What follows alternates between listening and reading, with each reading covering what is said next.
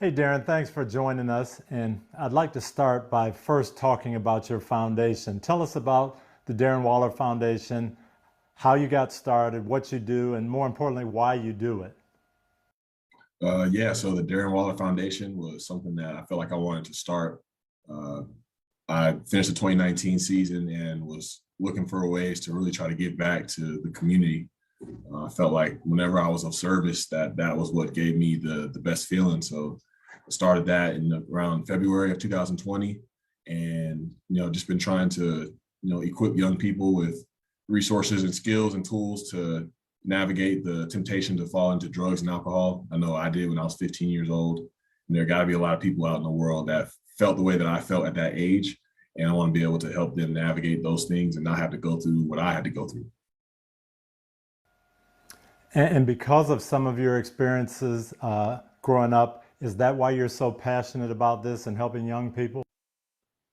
Oh yeah, absolutely. I'm very passionate about this because it's something that had its grips on me for a decade, and I know I have now that I have a lot to offer this world. But during those 10 years, I didn't feel like there was much in me that was good or that could contribute to a better world and a better place. So it took me a while to get there and to learn that and to believe in that. And I want people to see the gifts that they have to offer the world because nobody else has what they have as an individual. And I want them to be able to tap into that.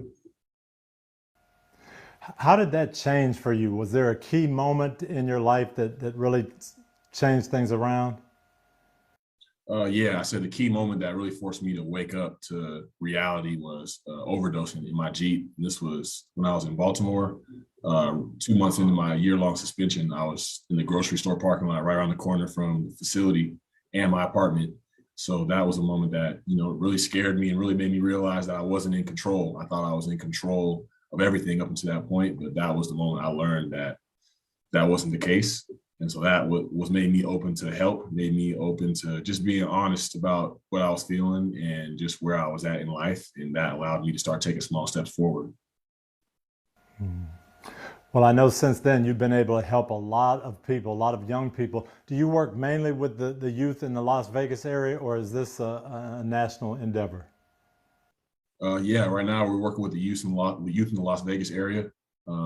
We're sending people to treatment. We're targeting ages 18 to 25 for that treatment because for me, those were the prime years where I felt like I could have used help. I needed that help when I was 25 years old.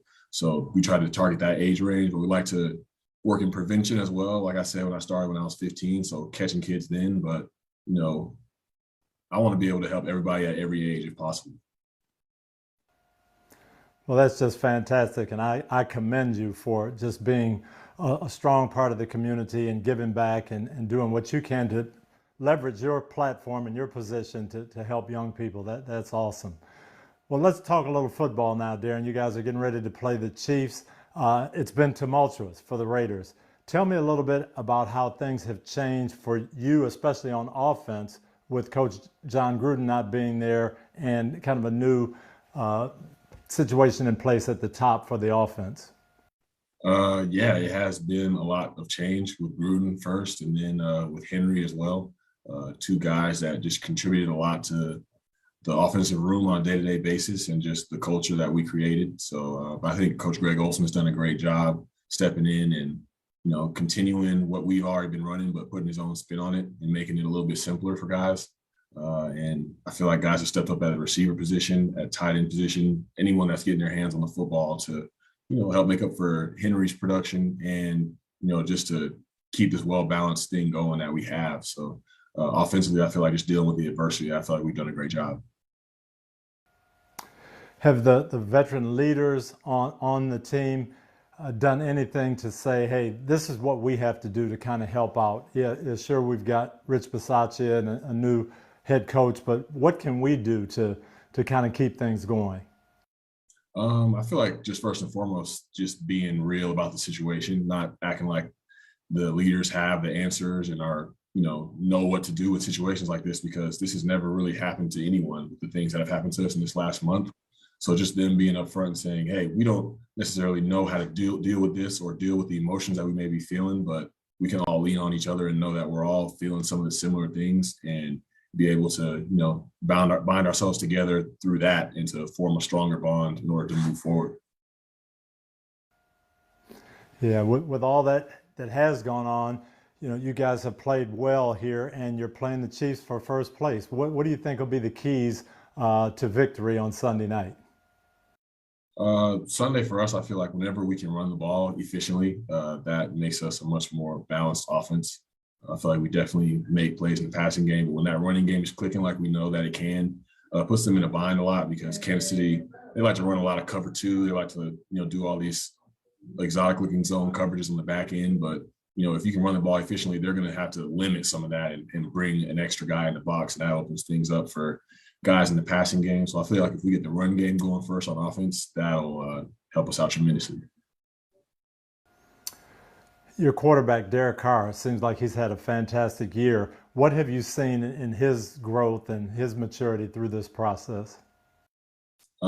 Just determination and grit and, just intensity. I feel like his intensity level has always been high, but this year it's just like you see it in his eyes and you just feel the vibe, and he's just on point with the way that he plays. And we know that he's going to go out there and be consistent and be the best he can and, keep us all on the same page, keep us excited, keep us having fun, but also give us a motivational word or a kick in the butt when we need it. So he's a very valuable leader and a valuable person for his team.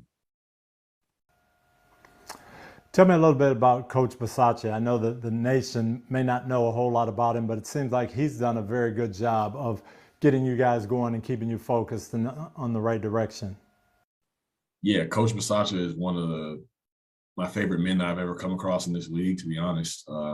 He's just a great man that cares about individuals, cares about people, is always offering words of wisdom, always checking in to see how guys are doing, how they're feeling, what can change to help us players feel fresher or to, help us with anything that we have going on mentally. So he's just been a guy that I've leaned on ever since I got on this team. And to see him in this role, I have the utmost confidence in him and his ability not only to be a guy that vouches for players, but, helps us move to where we want to go with our mission. Did he have a message for the team or something that he really wanted to get established when he first took over for Coach Gruden? One thing that stands out to me that he says every day is every day we reinstall effort, and the choice is yours. It's on you. So every single day that you come in, you reestablish that. You reestablish what your effort is, what your mindset and what your attitude is. And it just comes down to something that you can take from an individual play basis from one to the next. It's not about, looking too far down the road. It's about having a vision, but it's also about what you bring in every single day and every single play to this team. Well, my last question for you, and this is kind of on a personal note, you mentioned being in that parking lot a short ways away from the Baltimore Ravens facility and almost overdosing. How do you go from that point to becoming one of the best tight ends in the league and going to Pro Bowls? How did that happen, and what was the key for you? I don't know if there's one cheat code for it, to be honest. It took me going to rehab and putting the world on hold and really just getting honest about my situation, honest about, the defects in my character and just the lies that I started to believe in my mind that took over and were having me living in fear and anxiety. So once I was able to talk about those and, let my guard down and be honest with people, I could see that, I wasn't unique in the problems that I have, that a lot of people in the world suffer from the same things that I do. And once I stopped isolating and started building connections with those people and, continuing to be adamant about the work on the inside of me, that's when my outside world changed, because I just didn't believe in myself. I didn't have a good relationship with myself. And that showed on the football field with the way that I played early in my career. So once I was able to, love and respect the work that I was doing for myself and in my life, that translated onto the field. I could start believing myself more. And that turned into consistency from a down to down basis. So I just said, looking at the ugly parts of myself and things that needed to change and not being afraid to work on those and just keep walking that way each and every day.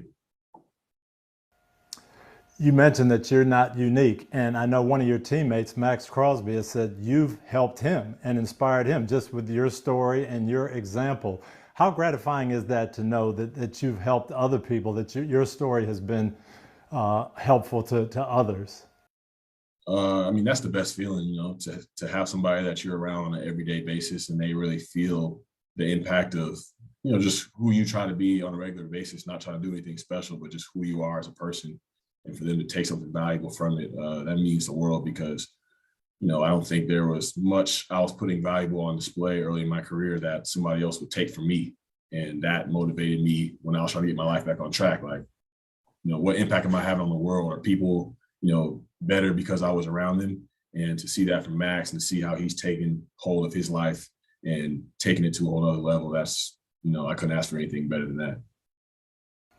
No, you're right. That's absolutely awesome. We appreciate what you do, Darren, every day. We appreciate you joining us here, and just thanks for your effort. Keep it going.